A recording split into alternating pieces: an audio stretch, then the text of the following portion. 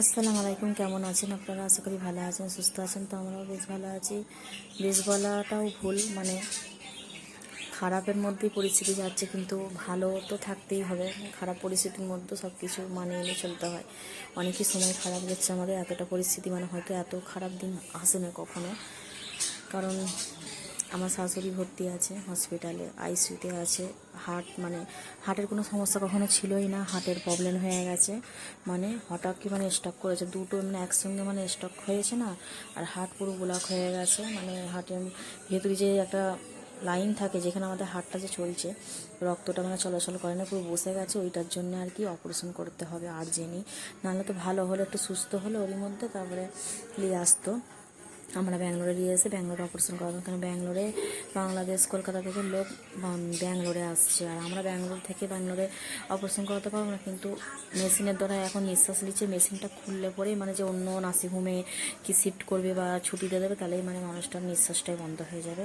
অনেক পরিস্থিতি খারাপ, এত সময় খারাপ যাচ্ছে কী বলে। আর এমনিতে এখানে এক সপ্তাহ ধরে এত বৃষ্টি হচ্ছে কি বলবো, এরকম নভেম্বর ডিসেম্বর পড়ে গেল, আজকে 3 তারিখ, এত বৃষ্টি হচ্ছে পরিমাণে কী বলে। এটা বৃষ্টির টাইমই না, এখন টাইম হচ্ছে ঠান্ডা। তো এরকম এখানে তো ঠান্ডা বলতে সেরকম থাকে না, মৌসুম সবসময় একই।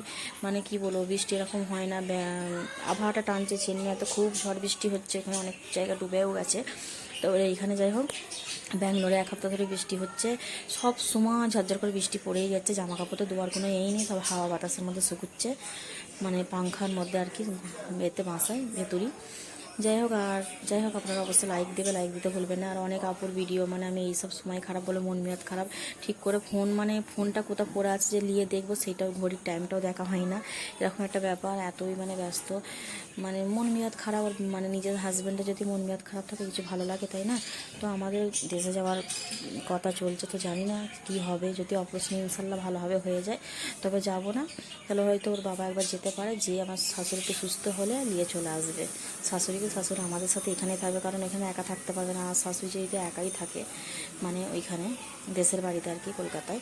আর এখানে কাবাব বানাচ্ছিলাম আর কি, এখানে সব কিছু খাওয়া দাওয়ার ভিডিওটা আমার অনেক দিন করে তোলা, 2-3 দিন আগে করে ভিডিও দৌড়ো সেই পরিস্থিতি এত খারাপ, মন খারাপ, সোমবার দোয়ার কথা, দোয়া হয়নি।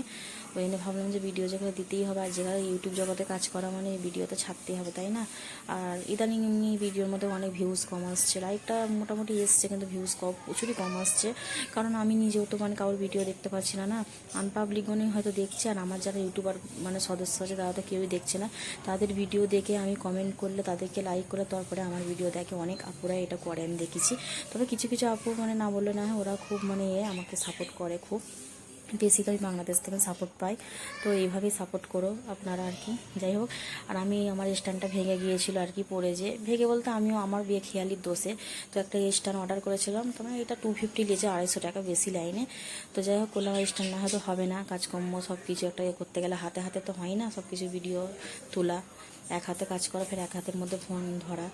আর আমার ওপো ফোন থেকে আমি এখনও ভিডিও করি, ছাড়ি। আমার আইফোন তো কিছুই করা হয় না, আইফোনটাই নতুন কদিন নিয়েছি। আর এখন যেহেতু মন মেয়াদ খারাপ, কোনো কিছু ঠিক করা হয় না। আর আইফোনে অনেকই ভেজাল, সবাই জানে।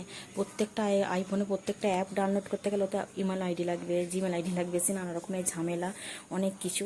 তো যাই হোক, বলার কিছু নেই। আর ছেলে বলছে যে বার্গার খাবো, তো বার্গার আর চিকেন ফ্রাই একটা কিনে দিয়েছিলাম, সবাই মিলেই খেয়েছি, ছেলে একা খাইনি। তো যাই হোক, ভিডিওটা এখানেই শেষ করছি। আপনারা ভালো থাকবেন, সুস্থ থাকবেন।